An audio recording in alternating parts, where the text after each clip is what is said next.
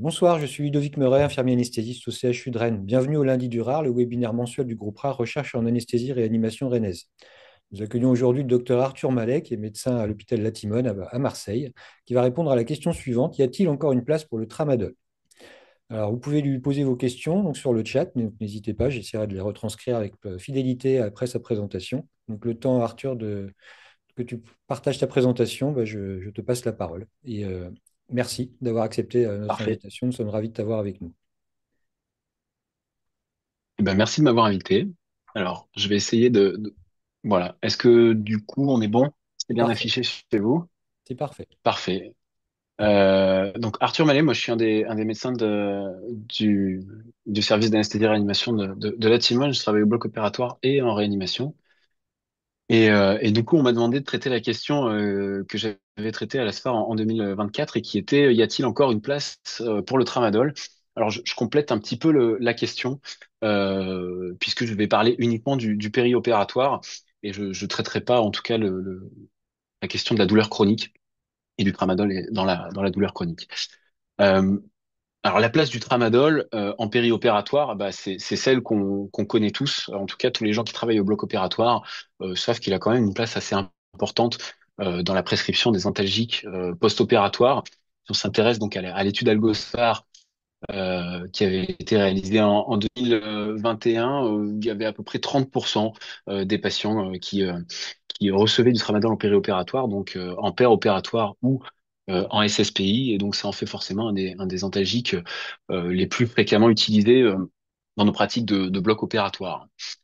Euh, alors sa place au tramadol, sa place au sein des médicaments antalgiques, c'est celle qu'on lui met classiquement sur la deuxième marche du podium, au niveau de ce qu'on appelle les opioïdes faibles ou les paliers 2, et donc entre la morphine et les médicaments palier 1, qui sont donc non apparentés aux morphiniques, avec d'entrée de jeu une vraie problématique qui est celle de cette classification qui date de 1986 et qui était initialement une classification mise en place pour le traitement des douleurs cancéreuses et qui a finalement, du fait de sa simplicité, probablement été appliquée à l'intégralité de nos prises en charge de douleurs aiguës. Et donc, le palier 2, le tramadol, deuxième marche du podium, et donc opioïde faible, hein, c'est-à-dire agissant pas directement sur le récepteur opioïde. Alors le mode d'action, donc on vient de le dire, enfin je viens de le dire, c'est une action indirecte sur le récepteur morphinique qui en fait un palier 2. Et donc évidemment, si les choses se présentaient de cette manière, avec un tramadol qui agissait directement sur le récepteur morphinique, euh, les choses seraient extrêmement simples et on serait probablement pas en train de se poser la question de sa place et de savoir s'il en avait encore une. Le mode d'action du tramadol, hein, quand on l'injecte à un patient ou quand on lui prescrit par voie orale, en fait, la molécule princeps, qui est le tramadol, eh ben, elle va être métabolisée en plusieurs métabolites. Donc le métabolite M1 et le métabolite M5 en particulier, qui sont les deux métabolites qui vont agir sur le récepteur morphinique.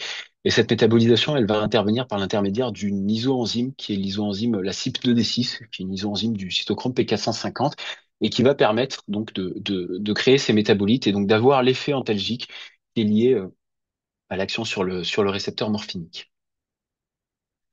Alors c'est là que les ennuis commencent, puisque quand on regarde dans la population générale, on n'est pas tous égaux face à la CYP2D6 et en tout cas aux capacités de métabolisation qu'ont nos différentes enzymes, en tout cas notre enzyme CYP2D6. Et on peut distinguer quatre groupes différents de patients, hein, avec de la gauche vers la droite les métaboliseurs rapides, les métaboliseurs normaux qui vont eux, avoir une action normale, qui est l'action qu'on attend théoriquement quand on prescrit du tramadol, les métaboliseurs intermédiaires qui ont une activité un petit peu diminuée de la CYP2D6, et sur la droite de l'écran, les métaboliseurs, les pour métaboliseurs, qui eux ont une activité qui est quasiment nulle, ou en tout cas extrêmement faible.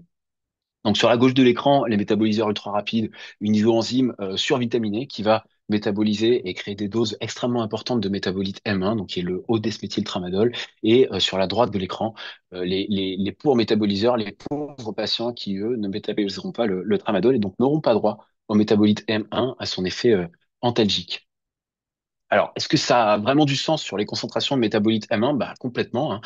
Quand on injecte une dose de tramadol aux différents types de patients métaboliseurs, eh ben, vous avez les courbes du haut qui sont celles du métaboliseur ultra rapide qui va avoir des concentrations assez élevées rapidement en haut-desméthyltramadol et sur la courbe du bas avec les triangles, des concentrations extrêmement faibles par contre en haut-desméthyltramadol et donc un effet analgésique très faible de l'injection de tramadol que vous aurez administré à votre patient.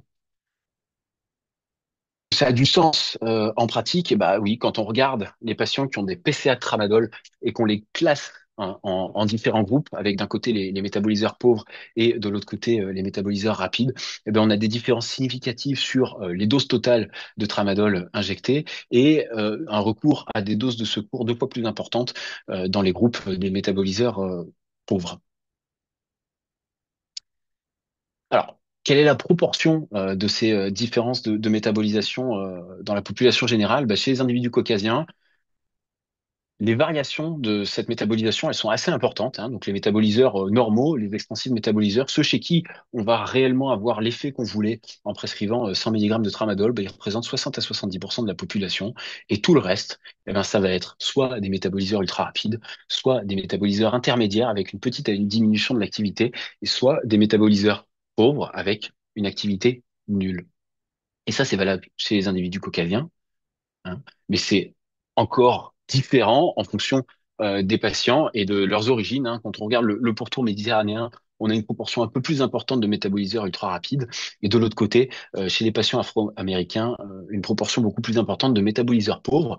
Donc, si on fait un peu la somme, hein, grosso modo, on a 70% des patients qui vont avoir l'effet escompté, et le reste, eh ben, ça va être des patients chez qui on n'aura pas l'effet qu'on voulait au départ. Et donc, c'est quasiment 20-25%. Et finalement, c'est un peu la roulette russe.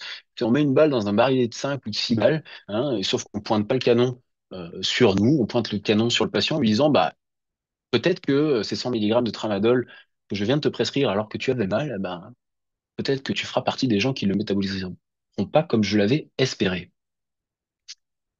Alors, si on continue sur les différences de métabolisation de l'acide 2D6, on a peut-être la chance d'être un métaboliseur normal et notre patient a peut-être la chance d'être un métaboliseur normal, tant mieux, mais les ennuis sont pas terminés, puisque cette cible 2D6, elle est impliquée dans à peu près 25% des médicaments qui sont couramment prescrits, et en particulier des médicaments qu'on rencontre très souvent en consultation d'anesthésie avec tous les antidépresseurs, hein, et avec les Stilnox, donc on va pouvoir toucher là quasiment déjà 10% de la population, avec les bêta-bloquants et d'autres médicaments à visée cardiovasculaire, et avec quelques neuroleptiques, des antiviraux, et tous les autres antalgiques qui sont métabolisés par ces sites de D6, donc avec en plus du tramadol, la codéine et l'oxycodone. Et la problématique de cette métabolisation, c'est que cette isoenzyme, elle est extrêmement utile, elle sait tout faire, mais elle ne sait pas tout faire en même temps. Donc la métabolisation d'un médicament, hein, va forcément influer sur la métabolisation des autres médicaments. Et en plus de cette potentielle surcharge de travail et de cette impossibilité de traiter tous les différents médicaments tous en même temps, eh ben, cette isoenzyme, elle va pouvoir être stimulée ou être inhibée par différents médicaments, et avec des médicaments qu'on utilise en pratique courante en anesthésie, et en particulier le primpéran ou la dexaméthasone et l'atarax qui probablement a un petit peu diminué ces dernières années. Alors c'est pareil, ces interactions médicamenteuses, est-ce que ça a du sens sur la concentration en haut d'esméthyltramadol qu'on a à la fin? Eh ben oui, ça a du sens, hein, puisque quand on regarde les patients et qu'on compare au sein d'un même groupe les patients qui ont des médicaments qui interagissent avec l'acide 2D6 et des patients qui n'ont pas de médicaments qui interagissent, eh ben on a des variations très importantes, hein, et les patients qui ont des médicaments qui interagissent ou qui sont métabolisés par l'acide 2D6, et dans cette étude, c'était principalement des antidépresseurs ou du primpéran, eh ben, les concentrations, par exemple, pour les patients verts, pardon, tagués ultramétaboliseurs, eh ben, elles sont extrêmement différentes et elles sont quasiment nulles si votre isoenzyme est déjà occupée à métaboliser du primpéran ou des antidépresseurs. Et ça, c'est quelque chose qu'on connaît bien en anesthésie, puisqu'on a souvent la notion qu'il y a l'interaction, la fameuse interaction entre le zofrène et le tramadol, hein. Et donc, il y a beaucoup d'études sur le sujet, et en particulier cette méta-analyse qui reprend 6 études d'essais contrôlés randomisés contre placebo. Et donc, il y a dans les groupes où les patients recevaient du zofrène en comparaison avec les groupes de patients qui recevaient un placebo, une consommation beaucoup plus importante de tramadol à 4 heures, à 8 heures, à 12 heures et à 24 heures. Et ce qui est encore plus étonnant et ce qui est encore plus intéressant, c'est que ces patients, ils recevaient une dose unique de Zofren en paire opératoire ou en SSPI pour 5 des 6 études qui étaient incluses dans cette méta-analyse. Alors, qu'est-ce qui se passe quand ce tramadol n'est pas métabolisé en métabolite M1 et M5, hein? On parle souvent d'un analgésique central mix du tramadol et c'est souvent ce qui en fait un argument de prescription, c'est qu'effectivement, il va agir, hein, il va inhiber la recapture des monoamines. Et la molécule qui est responsable de cette inhibition de la recapture des monoamines, bah, c'est le tramadol initial, celui qu'on prescrit, celui qu'on administre au patient. Et donc, en fonction de la métabolisation du patient, hein, s'il crée beaucoup de métabolites M1, bah, il n'aura pas beaucoup d'effet sur la recapture des monoamines. Mais en revanche, s'il a une activité diminuée de sa cible de D6, et ben là, par contre, on va avoir une activité très importante du tramadol sur la recapture des monoamines et donc un effet sérotoninergique important. Et donc, en somme, quand on prescrit du tramadol à un patient, on se retrouve avec un espèce de mix complètement imprévisible entre un effet un ISRS sur la recapture de la noradrénaline et un effet opioïde du métabolite M1. Et donc évidemment, qui dit ISRS dit effet secondaire potentiel associé. Alors il y a quelques case reports, il y a un certain nombre de case reports sur des hyponatrémies. Alors c'est important de l'avoir en tête quand on prescrit du tramadol, en particulier peut-être chez les patients neurolésés. Il y a plusieurs études qui sont assez discordantes, mais en tout cas, je pense que il faut l'avoir en tête sur certaines sous-catégories de patients. Par contre, ce qui a l'air d'être beaucoup plus avéré, hein, c'est un risque important et accru d'hypoglycémie et d'une fréquence des hypoglycémies avec des taux de réadmission plus importants pour des hypoglycémies quand les patients sont sous tramadol en comparaison avec les autres opioïdes, et ce, même chez des patients non diabétiques. Avec les facteurs de risque des ISRS, on a évidemment tous en tête le syndrome sérotoninergique. Là encore, hein, il y a plusieurs papiers sur l'importance d'être sensibilisé au risque de syndrome sérotoninergique, en particulier quand les patients ont d'autres médicaments qui interagissent avec la recapture des monoamines ou de la sérotonine. Et donc, évidemment, à terme, sur un patient qui a du tramadol au long cours, on s'expose aussi, en plus du syndrome de sevrage en opioïdes, au syndrome de sevrage en sérotonine, avec des patients qui présenteront en général des signes frustes de syndrome de sevrage en, en sérotonine, hein, et qui présenteront une espèce d'agitation, de l'anxiété, de l'insomnie ou de l'hyperkinésie, hein, et pour lesquels on peut facilement passer à côté. Mais effectivement, il y a un vrai risque à l'arrêt du tramadol, en tout cas chez les malades qui ont des prises chroniques. Alors pour illustrer l'importance de l'effet sérotoninergique du tramadol, hein, c'est pas juste un petit effet secondaire que ça peut avoir. Il y a certains auteurs qui s'intéressent au tramadol et à l'efficacité du tramadol dans l'amélioration des performances sexuelles masculines. Ça a rien à faire dans ce genre de présentation, hein, mais le médicament qui est classiquement utilisé ce sont les ISRS. Et donc si le tramadol il est comparé aux ISRS, alors dans ce cas-là, je vous ai mis une étude qui est comparée contre placebo, mais vraiment on se pose la question de savoir si le tramadol peut avoir une indication dans ce traitement-là. Et donc c'est basé sur l'effet secondaire du tramadol ISRS. Et si on se pose ce genre de questions, c'est que cet effet ISRS, il est loin, loin, loin d'être négligeable. Alors, la question qui nous intéresse, effectivement, c'est pas du tout l'amélioration des performances sexuelles masculines, c'est plutôt l'efficacité sur la douleur. Et donc, la question qu'on peut se poser, bah, c'est est-ce que ça marche, le tramadol? Hein, et donc, si on s'intéresse à cette superbe méta-analyse en réseau qui permettait de comparer l'effet antalgique des différents antalgiques qu'on prescrivait en périopératoire, bah, le tramadol, il finit bon dernier, hein, avec une diminution des scores de douleur de 1,8. Hein, donc bon dernier, on avait dit opioïde faible en début de topo sur le palier, bah, effectivement opioïde faible, en particulier sur son efficacité sur la douleur. Hein, loin derrière, donc l'acupan, le paracétamol et surtout derrière les anti-inflammatoires non stéroïdiens ou les COX-2. Donc ça pose la question, hein, ça pose la question de savoir est-ce que notre tramadol, on le prescrit comme il faut? Est-ce que nos opioïdes, on les prescrit comme il faut? Hein, et donc dans ce papier d'anesthésiologie de 2016 qui s'intéressait aux différentes pratiques, aux différents analgésiques qui étaient prescrits en périopératoire, la proportion en tout cas sur certains types de chirurgie, en particulier la chirurgie d'amputation et la colectomie, la proportion de prescription d'anti-inflammatoires est extrêmement faible, hein, 14% et 31%, alors que quasi 100% pour toutes les chirurgies des patients étaient sous opioïdes. Donc ça ne veut pas dire que c'était mal fait, peut-être que les patients avaient des contre-indications, mais en tout cas, hein, du fait de l'effet analgésique faible du tramadol, on peut se poser la question de se dire, est-ce que quand je veux prescrire du tramadol, j'ai pensé à d'autres potentialités, d'autres prescriptions analgésiques, et donc en particulier les INS, et surtout, est-ce qu'on peut faire de la LR à ces patients? Alors, le tramadol, opioïde faible pour le traitement de la douleur, mais bon premier par contre pour le risque d'addiction. Donc ça, c'est un papier du BMJ s'intéressait au risque de chronicisation de prise du tramadol. Donc les patients venaient à l'hôpital, ils avaient une chirurgie, ils étaient naïfs d'opioïdes, et puis on les faisait sortir à la maison avec du tramadol ou d'autres opioïdes. Et le critère de jugement, c'était de savoir est-ce que à 3 mois, il y a des gens qui prennent encore leur traitement antalgique, ou est-ce qu'ils ont arrêté de les prendre. Et évidemment, quand on regarde les patients qui prenaient le plus leur traitement, ce sont les patients qui étaient sous tramadol en comparaison avec les autres opioïdes, avec un rythme de chronicisation de la prise qui était de 1,47 par rapport aux autres opioïdes. Et qui dit chronicisation de la prise dit évidemment potentiellement risque d'overdose, hein, puisque le tramadol, même si c'est un opioïde faible, hein, on a dit qu'il pouvait, on a parlé des différences de métabolisation, donc on a effectivement un risque de surdosage en tramadol. Et donc là, on a une étude qui est menée aux États-Unis sur 230 000 patients, avec toutes les critiques qu'on peut faire sur les prescriptions d'opioïdes aux États-Unis. Mais donc, les patients arrivaient à l'hôpital, ils étaient naïfs d'opioïdes, ils avaient une chirurgie, ils partaient à la maison avec du tramadol ou différents opioïdes. Et le critère de jugement, c'était de dire quels sont les patients qui sont réadmis pour des overdoses et quel est l'opioïde qui est le plus associé au risque d'overdose. Et donc là encore, le tramadol, bon premier, hein, sur la première marche du podium, avec un risque relatif de 2,80 de risque d'overdose, et donc qui terminait devant l'oxycodone, devant la morphine et devant la codéine qui était prise en référence dans cette étude-là.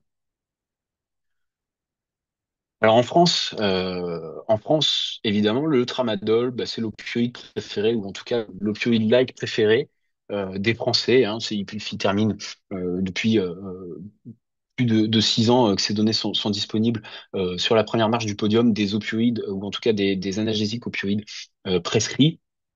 Et il termine aussi, alors pas premier pour une fois, mais deuxième sur les médicaments, le top 10 des médicaments falsifiés, hein, avec des ordonnances et les alertes qui sont faites sur les suspicions de falsification d'ordonnances. Les choses changeront probablement, on va le voir, du fait de la sécurisation de la prescription qui sera mise en place en mars 2025. Mais donc, qui dit médicament préféré des Français, ou en tout cas opioïde-like le plus prescrit en France et opioïde-like falsifié, eh ben, dit aussi risque d'overdose. Donc, on a le même résultat qu'aux États-Unis. Alors évidemment, ça a tempéré sur la quantité de prescription, hein, puisque le tramadol est beaucoup plus prescrit que la morphine et que la codéine. Mais en tout cas, chaque année, hein, le tramadol est le premier pourvoyeur de décès liés aux antalgiques par des overdoses ou des mésusages qui sont liés au tramadol, qui en tout cas a le mérite de lever cette espèce de sensation d'innocuité et de molécules pas dangereuses qu'on prescrit à nos patients. Je termine avec le risque de décès, et ensuite j'aurai terminé cette présentation sur alors une analyse de patients qui a rien à voir avec le périopératoire, hein, qui s'intéressait aux patients avec de l'ostéoarthrose, et qui regardait avec des scores de propension sur 90 000 patients quels étaient les médicaments qui étaient le plus associés à la mortalité. Et donc, quand on compare le tramadol et l'intégralité des anti-inflammatoires, la mortalité et le risque de mortalité étaient plus élevés dans tous les groupes, hein, en défaveur du tramadol, c'est-à-dire avec un risque de mortalité plus important pour le tramadol en comparaison avec les anti-inflammatoires. Alors pour toutes ces raisons qu'on vient d'évoquer, le tramadol est un peu dans le viseur de la NSM, hein, avec une modification progressive des possibilités de prescription, puisqu'en avril 2020, la durée de prescription maximale a été restreinte à 3 mois.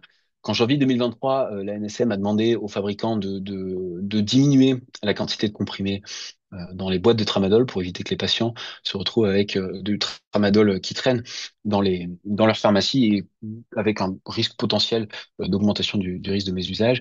Et alors en 2024, c'était le gros point d'interrogation, hein. Et puis vous le savez très probablement, mais donc fin 2024, la NSM a demandé à ce que le tramadol soit euh, prescrit uniquement sur des ordonnances sécurisées, au même titre que la morphine et que la codéine, avec initialement une prise de cette mesure qui devait être faite au début décembre 2024, et qui finalement sera décalée en mars 2025 pour des raisons organisationnelles. Alors, là, pour répondre à la question initiale, y a-t-il encore une place pour le tramadol? Je l'ai dit un peu en début de topo, hein, je parle pas de douleurs chroniques. Et donc, évidemment, chez les malades qui ont en tout cas une prise chronique de tramadol, qui soit liée à de la douleur chronique ou qui soit liée en fait à un mésusage qui sont développés avec le temps, évidemment, hein, en périopératoire, ça paraît pas être une super idée d'aller modifier ces prescriptions. Et puis, évidemment, il reste une place pour le tramadol chez des patients qui ont une bonne tolérance connue, c'est-à-dire qui arrivent à la consultation d'anesthésie et qui vous disent, ben, moi, j'ai déjà pris du tramadol, ça marche hyper bien et ça me soulage parfaitement, à condition évidemment que dans l'intervalle de la prise, ben, il n'y ait pas des médicaments qui aient été rajoutés chez ce patient et qui potentiellement puissent interagir avec l'acide 2D6, et à condition évidemment que votre patient ne présente pas de facteur de risque important de nausées et vomissements post-opératoires, puisque dans ce cas-là, vous allez forcément modifier la métabolisation du tramadol avec le droléptan, avec le primpéran, avec la dexaméthasone et avec le zofrène. Et évidemment, uniquement après avoir étudier les autres possibilités analgésiques, hein, c'est-à-dire est-ce que votre patient peut avoir les analgésiques les plus efficaces que vous ayez à votre disposition, en particulier les AINS et éventuellement de l'ALR. Hein. Et pour finir, évidemment, il y a une place, hein, après avoir vérifié toutes ces conditions, si vous avez aucune autre alternative.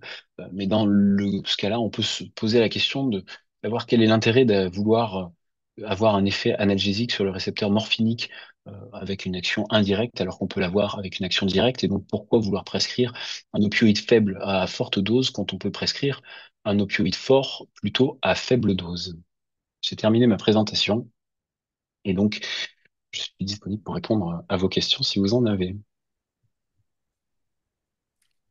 Merci beaucoup, Arthur, pour cette belle présentation.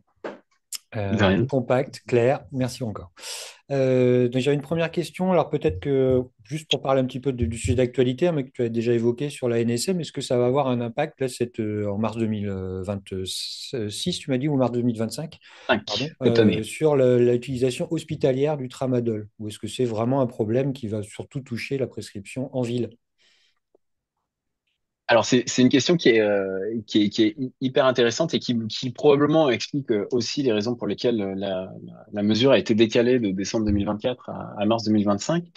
En tout cas, sur Marseille, à la Timone, les pharmaciens n'ont pas encore la réponse à cette question, c'est-à-dire qu'ils sont pas capables de nous dire si, quand on va vouloir prescrire du tramadol en post-opératoire, en SSPI, est-ce qu'il va falloir remplir une fiche de stupéfiant comme on le fait avec la morphine ou pas. Et de même pour la prescription dans les services. Donc, je pense que les choses, en tout cas, sont en train de se mettre en place petit à petit. Alors, il reste un mois pour avoir des réponses à ces questions. Peut-être que c'est une particularité marseillaise de faire les choses à la dernière minute, mais en tout cas, pour les avoir eu au téléphone aujourd'hui, moi, malheureusement, j'ai pas la réponse à cette question. Euh, mais en tout cas, ce qu'on est en droit d'attendre, ce qui est sûr, c'est que la prescription de tramadol en ligne va très probablement franchement diminuer, puisque c'était en général un des arguments avancés par les gens, en particulier qui font de l'ambulatoire et qui, pour pas s'ennuyer avec des ordonnances sécurisées, avaient plutôt tendance à prescrire des opioïdes faibles et qui, du coup, ne pourront plus être prescrits sur des ordonnances simples. Je te remercie.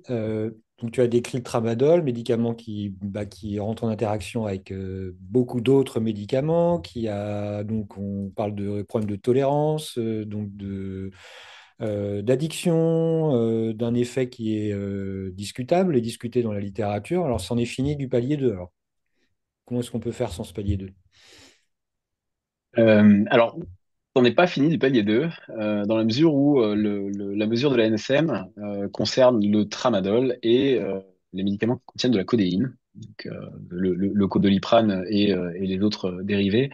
Il y a un palier 2 qui est pas ciblé par la mesure, a priori, qui est tous les médicaments qui sont dérivés de la poudre d'opium, avec, alors j'ai pas les tenants et les aboutissants de cette mesure, mais très probablement, euh, cette mesure, elle est liée à la différence de métabolisation qu'il y a entre le tramadol, la codéine, qui sont tous les deux métabolisés par l'acide 2D6 dont on vient de parler, et les médicaments à base de poudre d'opium qui sont métabolisés par une autre enzyme qui semble avoir beaucoup moins de variabilité interindividuelle et donc avoir un effet qui est beaucoup moins variable en fonction des doses de prescription.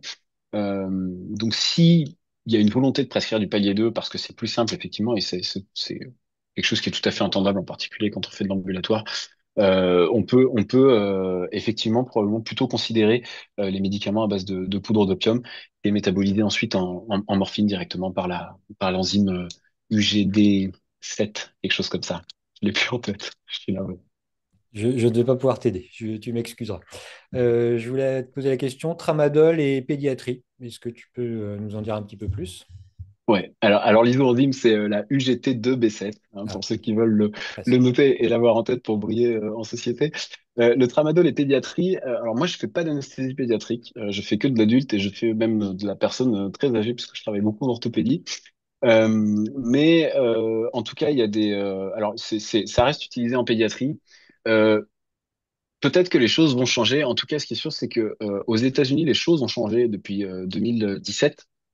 Ça fait maintenant quasiment 8 ans avec des mesures qui ont été prises très en avance par rapport aux mesures qui sont prises par la NSM en France, puisque le tramadol est contre-indiqué chez les enfants en dessous de 12 ans et contre-indiqué chez les enfants en dessous de 18 ans pour les amygdalectomies. Donc, c'est en tout cas quelque chose qu'ils ont pris très en amont et qui peut-être sera appliqué en France. On a les mêmes problèmes de métabolisation chez les enfants et donc on est en droit d'attendre, en tout cas, que les mesures soient aussi appliquées du côté de la pédiatrie. Mais voilà, je suis pas très bien placé pour répondre à cette question. En tout cas, aux États-Unis, c'est contre-indiqué chez les enfants qui ont moins de 12 ans depuis 2017.